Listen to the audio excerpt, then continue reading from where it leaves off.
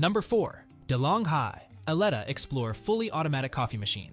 The DeLonghi Eletta Explore Fully Automatic Coffee Machine is more than just a coffee maker. This high-end machine sets a new standard for iced lattes, cappuccinos, and Americanos. Automated processes make it a dream for espresso drink lovers who want that cafe experience at home.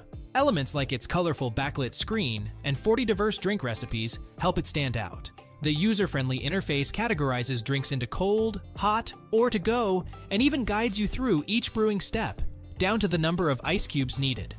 Less than a minute gets you a perfectly brewed drink, and more importantly, anyone can operate it with ease. 2 milk canisters, one for cold and one for hot foam, allow you to customize foam fluffiness to your preference. These canisters integrate seamlessly into the process, saving you from ever having to micromanage foam consistency. A sizable 60-ounce water reservoir might take up some counter space, but it ensures you're not constantly refilling.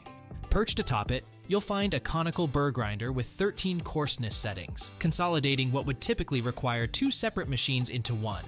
On the flip side, it does incorporate more plastic than you'd expect for its $1,800 price tag.